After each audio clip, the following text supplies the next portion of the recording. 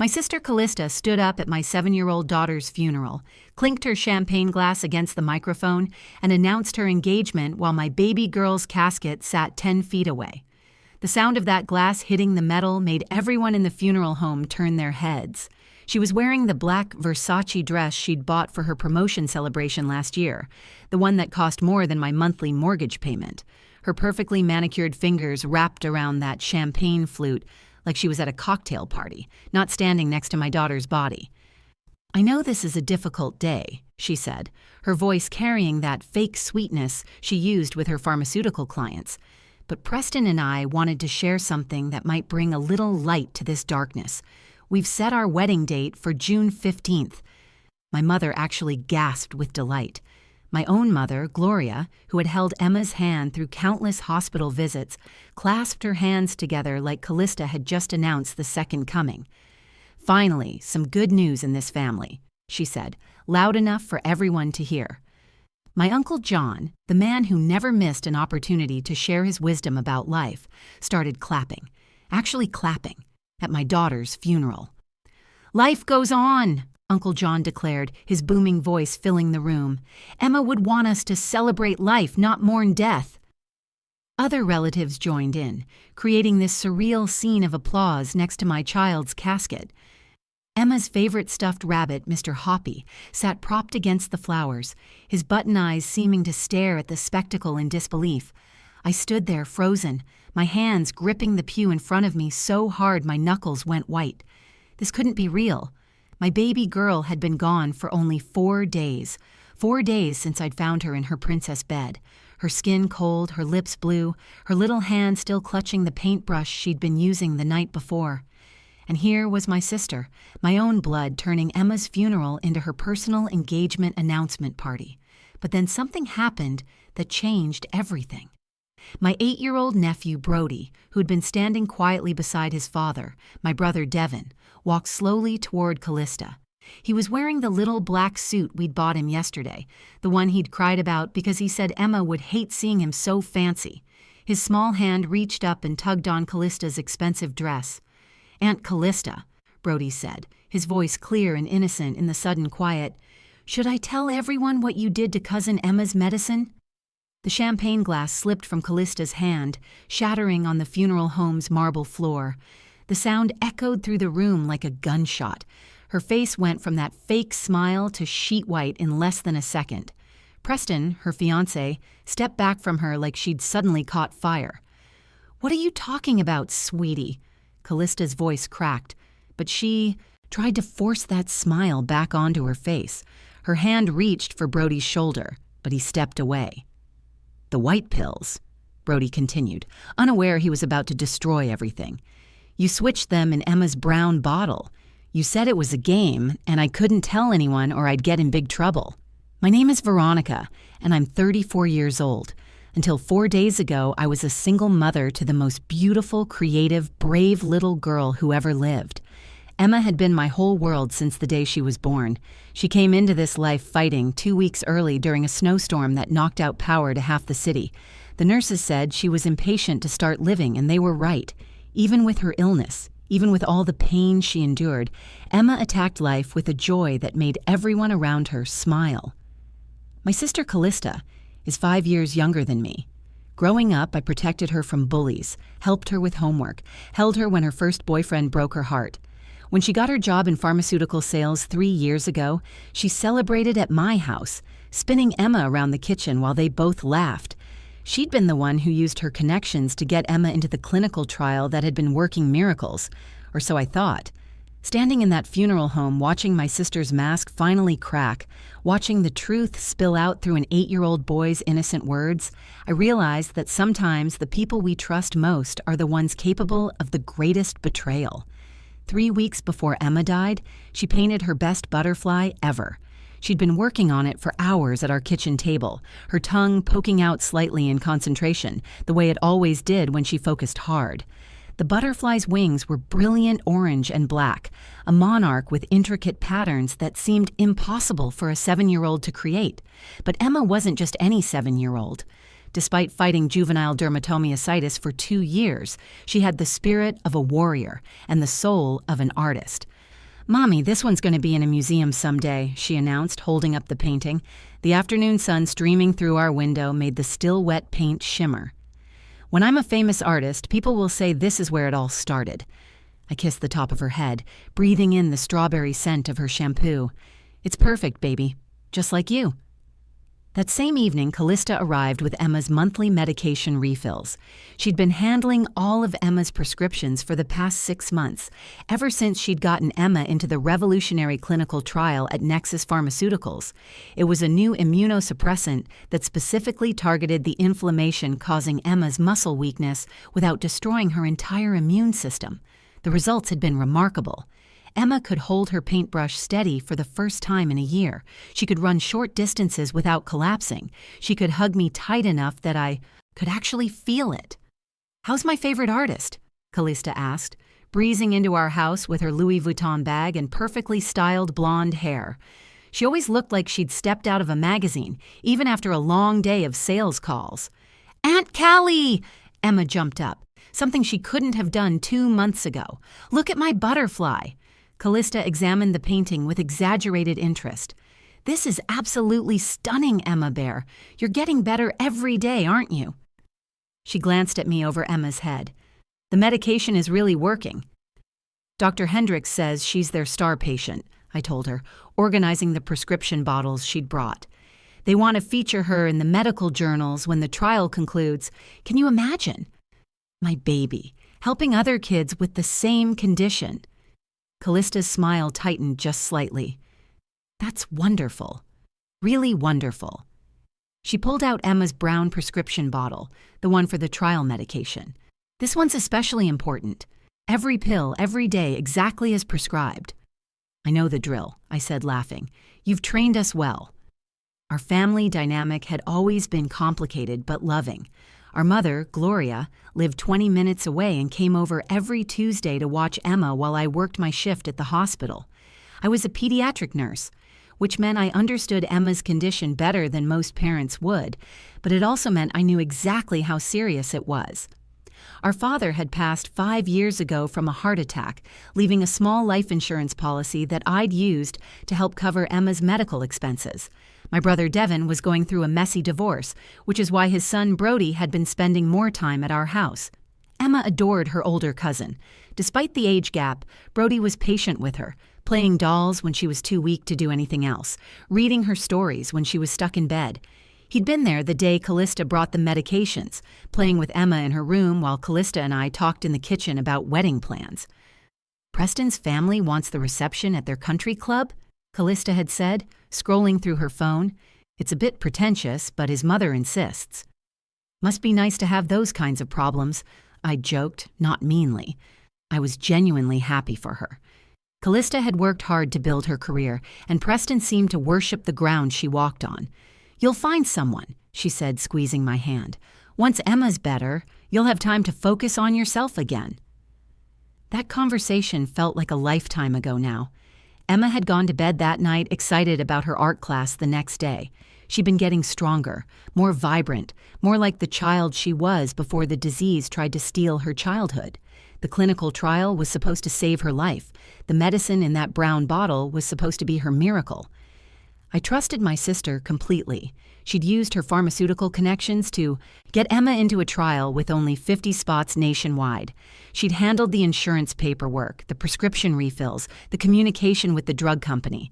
She'd been our savior, our angel in designer heels. How could I have known that angels sometimes fall? Everything changed 48 hours after Callista's last visit.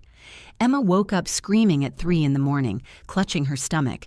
When I turned on her princess lamp, her face was gray and covered in sweat. She vomited blood onto her frozen bedsheets before I could even get her to the bathroom. I called 911 while holding her hair back, my hands shaking so hard I could barely dial. The paramedics arrived in 6 minutes that felt like 6 hours. They took one look at Emma and moved faster than I'd ever seen emergency responders move. "Possible organ failure," one of them said to his partner, thinking I couldn't hear. But I'm a pediatric nurse. I heard everything. I understood everything, and everything was falling apart. At the hospital, Dr. Hendricks met us in the emergency room. He'd been treating Emma for 2 years and had never looked panicked until that moment. "This isn't right," he said, examining her blood work. "Her liver enzymes are through the roof. Her kidney function is declining rapidly. This isn't consistent with juvenile dermatomyositis or even a reaction to the trial medication." "Then what is it?" I demanded, holding Emma's hand as she writhed in the hospital bed. "It looks like acute poisoning," he said quietly. "We're running toxicology screens now." Emma died 36 hours later. Her organs shut down one by one while I held her and sang, "You Are My Sunshine," the song I'd sung to her every night since she was born. Her last words were, "Mommy, I didn't finish my butterfly painting." Then she closed her eyes and never opened them again. The funeral preparations happened in a blur of grief. Callista took charge immediately, the way she always did in any crisis. She selected the funeral home, chose the flowers, coordinated with relatives flying in from across the country.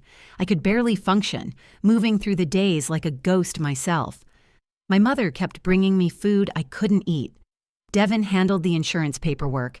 Everyone did everything while I just existed in a world where Emma didn't. "I've arranged for the Hampton Funeral Home," Callista told me 2 days after Emma died. "They have a beautiful children's section. Emma would like the clouds painted on the ceiling." I nodded numbly. Callista hugged me, and I smelled her expensive perfume, the same one she'd worn to Emma's last birthday party. "We'll get through this together," she whispered. "I promise." The day of the funeral arrived gray and drizzling, the kind of weather Emma used to call butterfly sleeping weather. The funeral home was packed with family, Emma's classmates, teachers, and nurses from the hospital where I worked. Little kids from her art class had drawn pictures that covered an entire wall, butterflies, hundreds of them, in every color a child could imagine. Uncle John had flown in from Phoenix, wearing the same black suit he'd worn to my father's funeral. He cornered me before the service started. "These things happen for a reason, Veronica. God has a plan." I wanted to scream at him that God's plan was garbage if it included killing 7-year-olds, but I just nodded and walked away. The service was beautiful and horrible simultaneously. Emma's art teacher spoke about her talent and determination. Her best friend, Susie, sang a song off-key, but with so much love that everyone cried. Devin read a poem while Brody stood beside him, looking lost and confused. Then it was time for final remembrances. That's when Callista stood up. She was supposed to talk about Emma. She was supposed to share a memory about her niece. Instead, she walked to the microphone, and I noticed she was holding a champagne glass. Where did she even get champagne at a funeral home? Preston stood beside her, looking uncomfortable in his expensive suit. "I know this is a difficult time," Callista began, and something in her tone made my skin crawl. It was the voice she used for presentations, not for grieving. "But Preston and I have something that might lift everyone's spirits." My mother perked up in her seat. Relatives leaned forward. Even Uncle John stopped checking his phone. "We've set our wedding date," Callista announced, raising her glass. "June 15th. We wanted our family to be the first to know, and since everyone is here together, we thought this was the right moment to share some joy." The silence lasted exactly 3 seconds. Then Uncle John started clapping. "Life goes on! Emma would want us celebrating!" Others joined in. My mother wiped away tears and said, "Finally, some good news in this family." Cousins started congratulating Preston. Aunt Ruth asked about wedding colors. And there sat Emma's casket, 10 feet away, covered in butterfly drawings and white roses, forgotten in the celebration of my sister's engagement. I stood there watching my family celebrate around my daughter's casket, and something inside me shattered. Not broke, not cracked, but shattered into pieces so small I knew I'd never be whole again. My hands gripped the wooden pew in front of me while relatives actually pulled out their phones to look at wedding venues Callista was suggesting. The funeral director stood in the corner, his mouth open in shock at the scene unfolding in his establishment. "The Peninsula Resort has beautiful June gardens," Aunt Ruth was saying. "My daughter had her reception there last summer." "Preston's mother wants the country club," Callista replied, laughing like we were at a Sunday brunch. But I'm thinking something more modern, I wanted to scream. I wanted to flip over the casket stands and throw the flower arrangements at the wall. I wanted to grab Callista by her perfect blonde hair and demand to know how she could do this. But my body wouldn't move. The grief had paralyzed me, turned me into a statue watching my daughter's funeral become my sister's impromptu engagement party. That's when I noticed Brody. He was standing apart from everyone, near Emma's photo display. His small hands were clenched at his sides, and he was staring at Callista with an expression I'd never seen on an 8-year-old's face. It was intense, troubled, like he was working through a complex math problem in his head. Brody had been staying with us the week Emma died. His parents' divorce had gotten ugly, with lawyers and custody evaluations, so Devin had asked if Brody could spend a few nights at our house to escape the tension. Emma had been thrilled. Even though she was younger, they played together beautifully. He'd taught her card games, and she'd taught him to paint. They'd spent hours in her room that last week, creating art projects and building pillow forts. Something about Brody's expression triggered a memory from 3 days before Emma got sick. He'd said something strange while we were making dinner. "Aunt Veronica, why did Aunt Callista tell me to keep secrets?" I'd been distracted, stirring pasta and trying to help Emma with her homework at the same time. "What secrets, honey?" "About Emma's medicine. She said it was a special game and I couldn't tell anyone." I dismissed it then, thinking Callista had probably just been trying to keep him from playing with Emma's pills.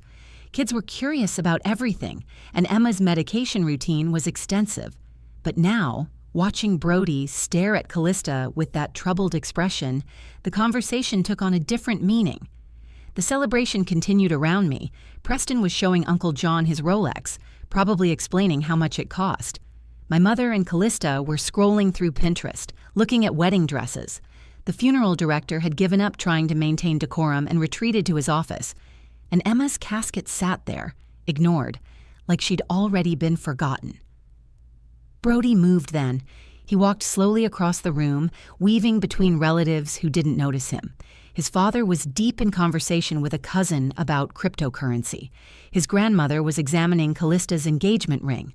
Nobody saw the little boy in the too big suit making his way toward my sister. I watched him approach Callista, and something in my chest tightened. A mother's instinct, maybe, or just the recognition that something significant was about to happen. Brody stopped right beside Callista, who was laughing at something Aunt Ruth had said about wedding night advice. He reached up and tugged on her designer dress. Callista looked down, slightly annoyed at the interruption. "What is it, Brody? The adults are talking." "I have a question," he said, his voice steady and clear. "Can it wait, sweetheart? We're discussing the wedding." "It's about Emma." The room didn't exactly go quiet, but there was a shift in attention. People turned toward the little boy who'd mentioned the dead girl everyone seemed to have forgotten. Brody looked up at Callista with those serious eyes. "Should I tell everyone what you did to Cousin Emma's medicine?" The champagne glass slipped from Callista's manicured fingers and shattered on the marble floor.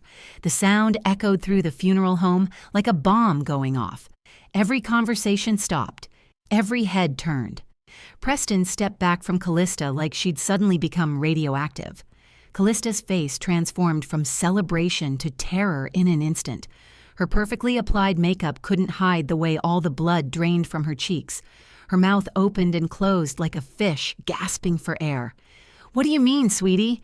she finally managed, her voice climbing an octave higher than normal. But Brody wasn't done. He had more to say, and everyone was listening now.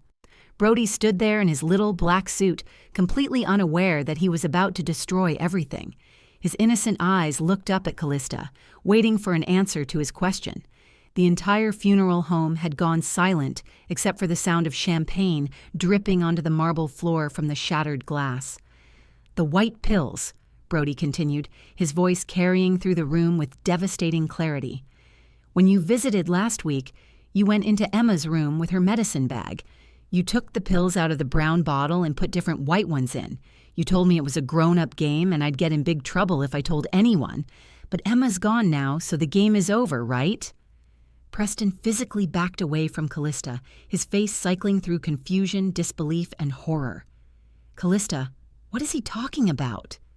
"He's confused," Callista said, her voice shaking. She reached for Brody's shoulder, but he stepped away. Children make up stories when they're grieving. I'm not making it up, Brody protested, his young voice indignant. You made me go watch TV in the living room. You said Emma needed special medicine and I couldn't watch. But I came back because I forgot my Nintendo Switch. I saw you putting the white pills in the brown bottle. You were throwing Emma's real pills in your purse. My knees buckled. Devin caught me before I hit the floor. The clinical trial medication, the brown bottle that held Emma's miracle drug, the medicine that had been saving her life. The room started spinning, but my mind became crystal clear for the first time since Emma died. The trial, I said, my voice barely a whisper that somehow everyone heard. Emma was getting better. She was going to be the success story. Nexus Pharmaceuticals was going to feature her in medical journals, at conferences. She was proof their drug worked. Callista's hands were trembling. You don't understand. This is ridiculous. I would never hurt Emma. Lancaster Pharmaceuticals, I continued, the pieces clicking together with horrible precision. You've been trying to get a job there for 2 years. They're Nexus's biggest competitor. Their drug failed trials last year. If Emma's medication succeeded, if she became the poster child for Nexus's treatment, Lancaster would lose the entire juvenile autoimmune market. That's what, $3 billion? You're grieving, Callista said desperately. You're not thinking clearly. Preston pulled out his phone. Show me your emails with Lancaster. What? Preston, you can't seriously believe this. Show me the emails, Callista. This is insane. But her hand went to her phone protectively. Uncle John, who'd been frozen in shock, suddenly moved. He grabbed Callista's phone from her hand before she could react. Password, he demanded. You have no right. Callista tried to grab it back, but Uncle John held it out of reach. It's Emma's birthday, I said quietly. She always used Emma's birthday for everything. Uncle John typed in the date. The phone unlocked. He scrolled for less than 30 seconds before his face went white. Dear God, you documented everything. He held up the phone, showing an email thread with Lancaster's CEO. The subject line read, Trial Neutralization Progress. The latest email, dated the day after Emma died, included a wire transfer confirmation for $500,000. My mother collapsed into a chair. You killed her? You killed that baby for money? It wasn't supposed to kill her, Callista screamed, her perfect composure finally shattering completely. The dosage I calculated should have just made her sick enough to fail out of the trial. It was supposed to discredit the medication, not kill her. I'm not a monster. You replaced her liver medication with acetaminophen. Dr. Hendrix's voice came from the back of the room. Nobody had noticed him arrive. He was holding papers, Emma's toxicology results. Concentrated acetaminophen. For a child with compromised liver function, that's a death sentence. You knew her medical history. You knew what that would do. Callista fell to her knees. I needed the money. The wedding, the lifestyle, Preston's family expecting things, and Lancaster promised me an executive position once the trial failed. It was just business. It wasn't personal. Not personal. I found my voice, found my rage. You held her when she was born. You taught her to ride a bike. You braided her hair for her school pictures. You sat at her bedside during treatments. You called her Emma Bear. And you murdered her for a job promotion and wedding money? Preston was already on the phone with 911. I need police at Hampton Funeral Home. Immediately. Callista looked around the room wildly, seeing nothing but horror and disgust on every face. Even Uncle John, who always had something philosophical to say, stood speechless. Her carefully constructed world had collapsed in minutes, brought down by an 8-year-old boy's simple honesty. The police arrived within 7 minutes, though it felt like hours. 2. Officers entered the funeral home and found Callista still on her knees, surrounded by family members who'd formed a circle around her, not to protect, but to prevent escape. She kept mumbling about dosage calculations and how it was supposed to be temporary. The officers read her rights while Emma's casket sat as a silent witness to her confession. I need to call my lawyer, Callista said as they handcuffed her. You need to rot in hell, my mother told her, the first time I'd ever heard her swear. The investigation that followed revealed the full scope of Callista's plan. She'd been in debt for over $100,000, living far beyond her means to keep up with Preston's wealthy family. Lancaster Pharmaceuticals had approached her 6 months ago when they learned she had inside access to the Nexus trial through Emma. The emails showed months of planning, discussions about neutralizing the competition, and detailed payment schedules tied to specific outcomes. The prosecutor explained it simply during the trial. Callista had replaced Emma's immunosuppressant medication with concentrated acetaminophen tablets she'd stolen from the hospital where she did sales calls. She knew Emma's liver was already compromised from years of medication. She knew exactly what would happen. The miscalculation was a lie she told herself to sleep at night. Preston testified against her. He revealed that 3 days before Emma died, Callista had taken out a life insurance policy on Emma without my knowledge, forging my signature. She'd listed herself as a beneficiary, claiming it was to help with medical expenses. The policy was worth $200,000. The jury deliberated for 2 hours. Guilty of murder in the first degree. The judge sentenced her to life without the possibility of parole. When they led her away, she looked at me one last time. "I loved her too," she said. I turned away. Love doesn't calculate dosages. Love doesn't forge signatures. Love doesn't kill for money. 6 months after the trial, I established the Emma Foundation with the life insurance money Callista never got to collect. We fund treatment for children with autoimmune diseases and provide financial support for families navigating clinical trials. Emma's butterfly paintings hang in the foundation office, bright spots of color and hope against white walls. Brody visits every Sunday. We paint butterflies together, and I teach him the techniques Emma discovered. He still asks sometimes if he did the right thing by telling the truth. "You saved other children," I tell him. "Lancaster Pharmaceuticals is under federal investigation. 3 more families came forward with suspicious deaths during competing drug trials. You're a hero, buddy." "I just missed Emma," he says simply, "and I didn't like keeping secrets." Dr. Hendricks helped me understand the medical evidence. The real trial drug had been working. Emma would have been fully recovered within 6 months. She would have been the success story that changed how we treat juvenile autoimmune diseases. Instead, she became the case that exposed pharmaceutical corruption and murder for profit. Uncle John doesn't make speeches about God's plan anymore.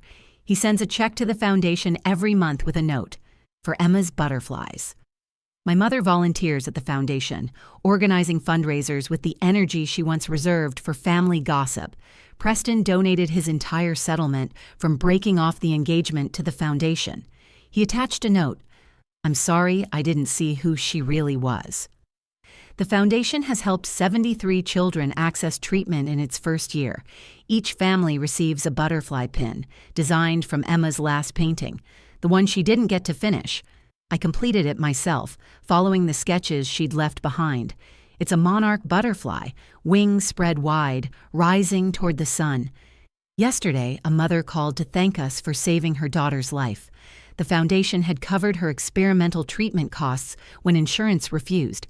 "She's painting again," the mother said through tears. "She wants to be an artist, just like Emma." I visit Emma's grave every Thursday, the day she used to have art class. I bring fresh flowers and tell her about the children we're helping. Sometimes I find butterfly drawings left by classmates who still remember her. The headstone reads, "Emma Grace Morrison, artist, fighter, butterfly. Her light exposed the darkness and continues to shine." Evil sometimes wears familiar faces. It smiles at holiday dinners, brings birthday presents, holds your hand during tragedies it orchestrated. But truth, even from the smallest voices, has immense power. An 8-year-old boy's inability to keep a terrible secret saved countless other children from becoming victims of corporate greed and personal ambition. Emma always said butterflies were proof that beautiful things could come from darkness. She was right.